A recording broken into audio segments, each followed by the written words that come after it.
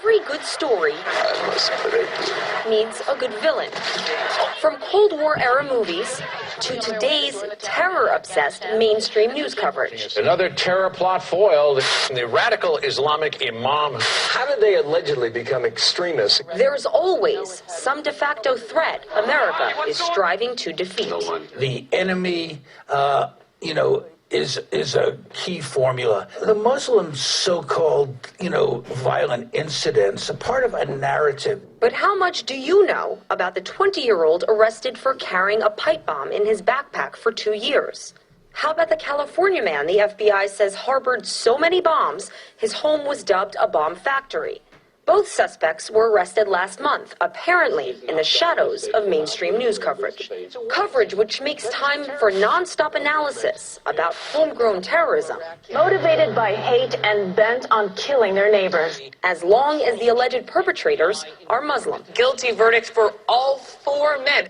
Alicia McWilliams-McCullum lost faith in her country's fair press this year after she says her nephew David was convicted in the court of public opinion. The media. It's funny. The media is not being real correspondents today, or real journalists. David Williams, a Newburgh 4 suspect, was found guilty of plotting terrorist attacks, a plot the FBI admits was fake and orchestrated by a government-paid informant. People have told me, reporters have said, this is really sad. Personally off camera, why don't they find real terrorists? According to Fox News face Glenn Beck, they shouldn't be hard to find. What is the number of Islamic terrorists? 1%? I think it's closer to 10%. So that would be 157 million Muslim terrorists. While Beck calculates fabricated statistics, he neglects to mention the non-Muslim terrorists here at home. The North Carolina brothers arrested in March for possessing material to make biochemical weapons. Or how about neo-Nazi James Cummings, who in 2009 possessed radioactive and radiological material for a dirty bomb? Cummings belonged to the National Socialist Movement and was reportedly upset over Barack Obama's presidential victory. I think that there's definitely a double standard. There's certainly a lot of terrorism in the United States that is not in any way Islamic in origin. Case in point, a national warning from the FBI earlier this year. The agency said right-wing extremists, white nationalists, and anti-government militias were organizing violent campaigns against elected officials and law enforcement. What happens at when an abortion clinic is bombed, the Atlanta City, the Olympic bomber, those were all motivated by right-wing, often Christian views, and they're rarely called terrorism, even though they fit the definition of terrorism, which is violence to deter people from behavior. Maybe the behavior between cable news competitors sums up the story of these storytellers. Brand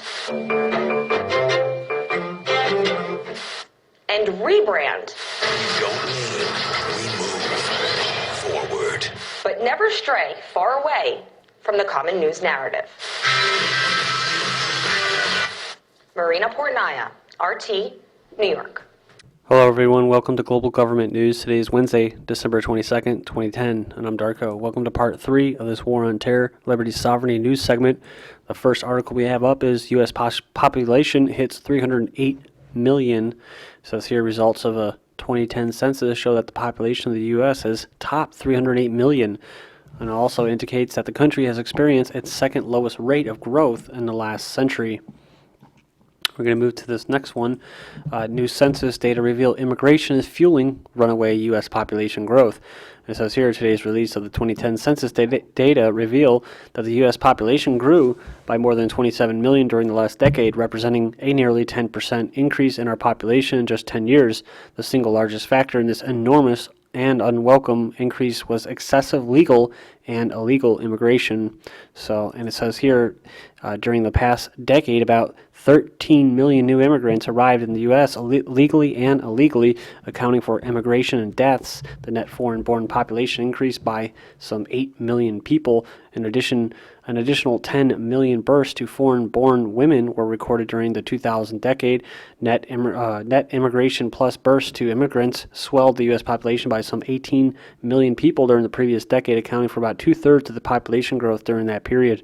And lastly, the population surge of the 2000s was the third largest in the U.S. history, exceeded only by the 1950s and the 1990s. Lapse in U.S. Use of border documents, a year and a half after the federal government straightened the rules of the documents needed to enter the country, millions of people are still being allowed to enter without passports or other hard-to-forge identification cards, a government audit has found. Next up is from Press TV. Police chief held over Bhutto case. And it says Pakistani authorities have arrested 2 senior police officers for negligence of duty over former Prime Minister Benazir Bhutto's assassination almost 3 years after Bhutto was killed in the city of Rawalpindi. Saud Aziz, a city police chief at the time, and Karam Shahzad, a senior policeman, were arrested on Wednesday for their failure to protect Bhutto. And it's weird because like at this time in my life in 2000 and what was it, 2007, something like that, I was starting to kind of, as they say, wake up, but I really didn't know what the hell was going on. I was just starting to realize that something wasn't right. I had just noticed the chemtrails in 2007, 2008, and I was starting to realize that the university that I was about to graduate from was like most universities, was very liberal, and it definitely had an agenda. It was about indoctrinating people, not really educating them. And so I was starting to, see things differently. My mind was, starting to open my mind to new possibilities. And it was right around this time that I remember hearing about Bhutto's assassination, not knowing anything about the New World Order, and not knowing about the phony war on terror. And so this was prior to us going into Pakistan and dropping bombs. After that, they basically started operating, even though most Americans, like I mentioned in the last video, weren't even aware that we were operating in Pakistan. But it says banks accused of illegally looting homes. When a burglar goes in, they don't take your photos and your husband's ashes, says an alleged victim of wrongful foreclosure. And it says when, actually you can go in here and check this. It's kind of like a little op-ed type thing. But the link will be posted. Railroad fined $250,000 for misreporting on blocked EJ and E crossings. So it said here, federal regulators fined Canadian National Railway $250,000 for knowingly underreporting train blockages at railroad crossings along the EJ and E line as required by the 2008 decision approving their merger. And then we have this one, domestic battery charges against cop dismissed. And I read this and I was like, oh, it wasn't really too descriptive as far as what happened. It just sounds like this person was guilty and he got let go. A Des Plaines sergeant was cleared of 4 counts of domestic battery today by McHenry County judge, unhappy that the state wasn't ready for the case. So that's what it was. I don't understand that the state wasn't ready for the case. Matthew Hicks, 46, of Cape Cod Huntley, was charged April 18th with domestic battery and interfering with a report of domestic violence after he allegedly struck a woman during a dispute, grabbed her hair, and unplugged the phone, which prevented her from dialing 911 in his home. Next up is 2 Maywood cops charged in separate felony cases. Prosecutors say Deputy Chief filed a false report another officer stole from people he arrested. A Maywood Deputy Police Chief was charged with falsely accusing a one-time friend of carjacking, while a second Maywood cop allegedly stole cash from criminal defendants, including 2 undercover FBI agents who posed as gang members, authorities said Tuesday. 2 plead guilty to theft of tax refunds. I just covered an article 2 days ago about IRS agents that were stealing refunds. Now we have this. 2 H&R Block women are representatives. 2 women pleaded guilty Tuesday to stealing the income tax refunds of dozens of people, some of whom were clients at the H&R Block in East Chicago, Indiana. Georgia County reprimands 6 firefighters over video. 6 firefighters in Spalding County have been reprimanded after one of their colleagues used a cell phone to record a gruesome video showing the severe injuries of a woman killed in a crash. And I don't think I really need to say much more. Just kind of sensationalizing violence, and not really violence, but just death and what do you say? Just blood and guts, I guess. Something that really shouldn't be made public. Students protest reforms in Rome. Students hold demonstrations in the Italian capital of Rome ahead of a Senate vote on education reforms planned by Prime Minister Silvio Berlusconi's government, which, by the way, a lot of people are pissed off at him right now.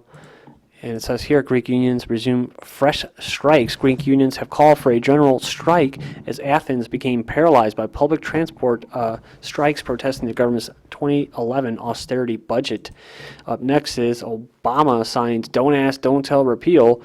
And even though the majority of enlisted troops and even some generals don't want this bill to be passed because it affects and harms and threatens unit cohesion, they go ahead and they're going to sign this sucker anyways, because not only does it help them fill their little ranks of their military global police force and surveillance state as well, they need more people. They need more bodies. They can always use more bodies, and so you don't want to just exclude gays. And I just want to put this out there that I just spoke with my brother who just returned from a second tour overseas, and he's definitely been in combat situations. Unlike me, I was in the Marine Corps, but I was in aviation, and so I was a little further back from the front lines, but. Either way, we both agreed on the fact that most people that we knew or know that are gay, they don't flout it, they don't tout it, they're not exaggerating it, they don't want everybody to know. They just do their job. They're usually pretty tough, and they get respect from their fellow Marines or soldiers. And now we're living in a time where we have to tolerate everything. It's about tolerating it. And when you tolerate something, it means you capitulate it. You capitulate your morals and your individuality, and you just put up with it. And in the military, that's kind of a given, right? Because you surrender yourself over. But either way, I think this is bad for the military. I think this is bad for the troops and their safety. And I'm not against homosexuality. I just want to put that out there. Radical ideas. By adding sensor arrays, postal trucks could become a nationwide data collecting network. This is funny. Not really. And it says, even after drastically cutting personnel last year, the USPS still went $8.5 trillion in the red.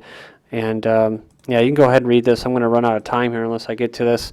But $600 billion to be invested into upgrading Russia's armed forces, says Putin. Russia is planning to upgrade its armed forces by 70% by 2020.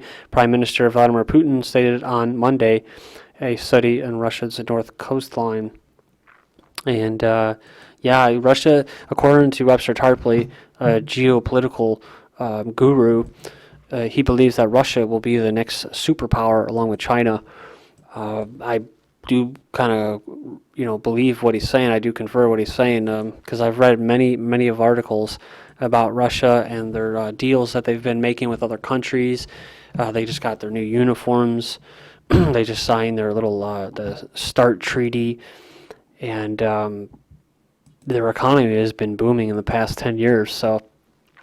Next up is Chase orders South Lake Bank to remove Christmas tree. This is something that I'm noticing a lot this year. I've been commenting on it almost every video because it seems to be happening. Every time I go through to look for news articles, I find something now about a Christmas ornament or Christmas tree or something having to do with Christmas being torn down and removed. This is getting insane, guys. I mean, the whole thing about Christmas trees and Santa Claus are just a bunch of crap. It has nothing to do with the birth of Christ. But still, I mean, that's American culture, right? I guess it's kind of consumerist. But either way, it's what we have, and now they're trying to take it away from us. Why? Because we have to be tolerant, right? We have to be tolerant. I'm so sick of this, man. This is complete mind control. You have so many different types of warfare, religious warfare, gender warfare, class warfare, all types of warfare. And, this is just another one of them. Chase Bank told a Texas businessman to remove the Christmas tree he donated to a local branch because it could offend people. See, it could offend people. You don't want to offend people. That's what the world we're going into, where you can't speak your mind, guys. Banks accused of illegally looting homes. We already covered that. And lastly, Michael Brea, a Freemason, killed mom with a Masonic sword. Police say. Neighbors say cops were slow to respond. States he was a low-level Mason and removed the murder weapon from a Masonic lodge after a meeting Monday night and used it later on his mother, who said, a family member said the devil had entered him. This is GGN, and I'm Darko. Thank you.